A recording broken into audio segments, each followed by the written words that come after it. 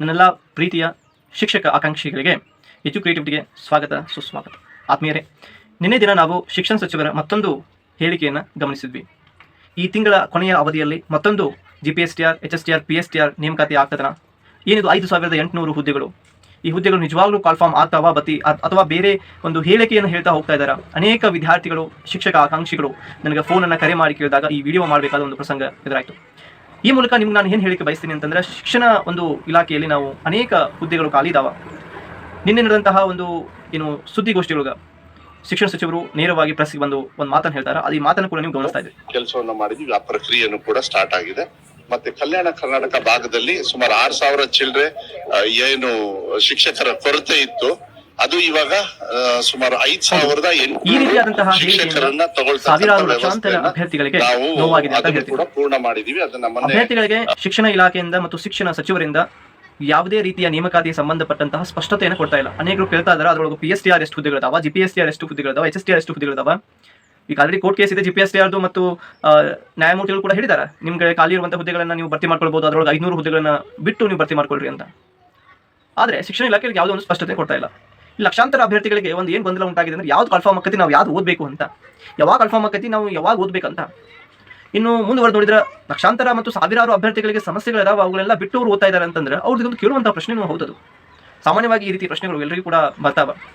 ನಾನು ಅಭ್ಯರ್ಥಿಗಳಿಗೆ ಏನು ಹೇಳಿಕೆ ಹೊಂಟಿದ್ದೀನಿ ಅಂತಂದ್ರೆ, ನೋಡಿ, ಈಗ ಆಲ್ರೆಡಿ ಕಾಲ್ಫಾರ್ಮ್ ಮಾಡ್ಕೊಳ್ತೀನಿ ಅಂತ ಅವ್ರು ಹೇಳಿಬಿಟ್ಟಿದ್ದಾರೆ, ಓಕೆನಾ. 2 ವಾರದೊಳಗೆ ಹೇಳಿದ್ದಾರೆ. ಮತ್ತು ಶಿಕ್ಷಣ ಸಚಿವರು ಕೊನೆಯ ಒಂದು ತಿಂಗಳ ಹಿಂದೇನು ಹೇಳಿದ್ದಾರೆ, ಈ ಒಂದು ಅಕ್ಟೋಬರ್ ಕೊನೆಯ ತಿಂಗಳ ಕೊನೆಯ ಅವಧಿ ಒಳಗೆ ನಾವು 100% ಕಾಲ್ಫಾರ್ಮ್ ಮಾಡ್ತೀವಿ ಅಂತ. ಇದೊಂದು ಬೆಸ್ಟ್ ಸಿಚುವೇಶನ್ ಇದೆ ನಮಗೆ ಈ ಕಾಲ್ಫಾರ್ಮ್ ಆಗಲಿಕ್ಕೆ. ಈ ಒಂದು ತಿಂಗಳೊಳಗೆ ನಾವು ನೋಡ್ಬೋದು. ಆದರೆ ನಿಮಗೆ ನಾನು ಏನು ಹೇಳ್ತೀನಿ ಅಂತಂದ್ರೆ, ಕಾಲ್ಫಾರ್ಮ್ ಆಗೋದು ಅದು ಒಂದು ಕಡೆ ನಿಜ ಇರ್ಬೋದು, ಒಂದು ಕಡೆ ಸುಳ್ಳಿರ್ಬೋದು. ನಮ್ಮ ಕಾಯಕವನ್ನೇ ನಾವು ಮಾಡ್ತಾ ಹೋಗಬೇಕು. ಅದಕ್ಕೆ ದೇವರು ಒಂದು ಫಲ ಕೊಡ್ತಾನಂತ. ಮತ್ತು ಇನ್ನು ಕೆಲವರು ನಾವು ಸಮಯ ಬಂದಾಗ ಅವಕಾಶವನ್ನು ಸೃಷ್ಟಿ ಮಾಡಿಕೊಂಡು ಅದನ್ನು ಸದ್ಬಳಕೆ ಮಾಡ್ಕೊಳ್ತೀವಿ ಅನ್ನೋ ಸುಳ್ಳು. ಯಾಕಂದರೆ ಅವಕಾಶ ಸಿಗೋದು 3 ವರ್ಷಕ್ಕೊಂದ್ಸಲ, ಅವಕಾಶ ಬರೋದು 3 ವರ್ಷಕ್ಕೊಂದ್ಸಲ. ಹೀಗಾಗಿ ನಾವು ತಯಾರಿ ಇದ್ದಾಗ ಮಾತ್ರ ಅವಕಾಶವನ್ನು ನಾವು ಬಳಕೆ ಮಾಡ್ಲಿಕ್ಕೆ ಸಾಧ್ಯ ಆಗ್ತದೆ. ಅದಕ್ಕೆ ಎಲ್ಲ ಅಭ್ಯರ್ಥಿಗಳಿಗೆ ಒಂದು ಕಿವಿ ಮಾತು ಇಷ್ಟಪ್ಪ, ನೀವು ಎಲ್ಲರೂ ಚೆನ್ನಾಗಿ ಇವಾಗಿಂದನೇ ಸ್ಟಡಿ ಮಾಡಿರಿ, ಓಕೆ.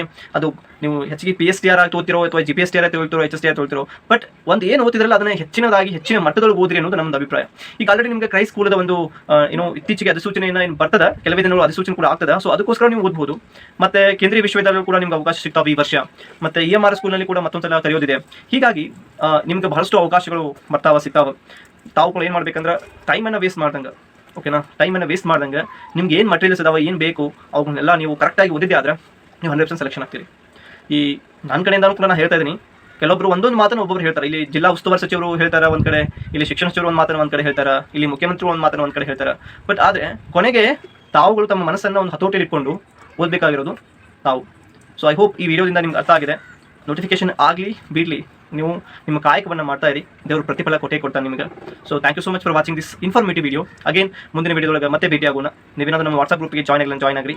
ಮತ್ತೆ ಏನಾದರೂ ನಿಮಗೆ GPSTR, HSTR ಮತ್ತು CTETಗೆ ಸಂಬಂಧಪಟ್ಟಂತಹ ಪ್ರಶ್ನೆ ಪತ್ರಿಕೆಗಳು ಬೇಕಪ್ಪ ಅಂತಂದರೆ ಈ ಕೆಳಗಿನ ವಾಟ್ಸ್ಆಪ್ ನಂಬರ್ಗೆ ನೀವು ಮೆಸೇಜ್ ಮಾಡೋದ್ರ ಮುಖಾಂತರ ಪಡಿಬಹುದು ಅಂತ ಹೇಳ್ತಾ ವಿಡಿಯೋನ ಮುಗಿಸ್ತೀನಿ. ನಮಸ್ಕಾರ.